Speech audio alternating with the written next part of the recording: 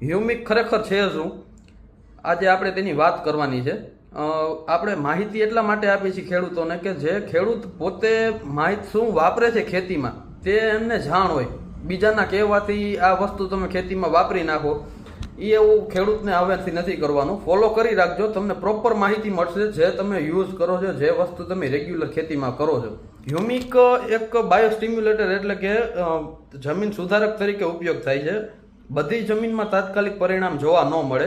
Humic એસિડનું કામ એવી રીતે થતું હોય કે કોઈ પણ તમે કેમિકલ ખાતર વાપરો કે પછી દેશી ખાતર વાપરો, તેના પછી હ્યુમિક એસિડને તમે લિક્વિડ ફોર્મ અથવા પાવડર ફોર્મ બંનેમાં ઉપયોગ કરી શકો. તેને જમીનમાં આપવાનું હોય જેથી તે જમીન પોચી કરશે, મૂળનો વિકાસ કરશે. ખાસ કરીને મૂળના વિકાસ માટે હ્યુમિક વધારે વપરાતું હોય છે.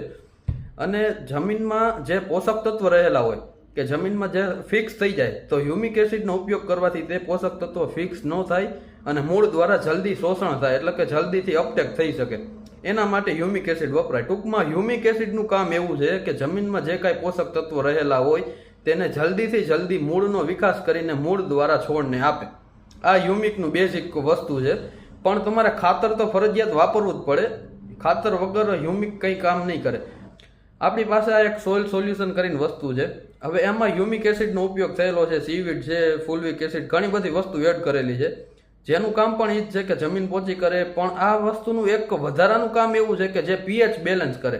ઘણી વખત એવું થતું હોય કે છોડની જમીનની જે પીએચ હોય તે ઇનબેલેન્સ હોય તો છોડ ન્યુટ્રિશન એટલે કે પોષક તત્વ લઈ ન શકે.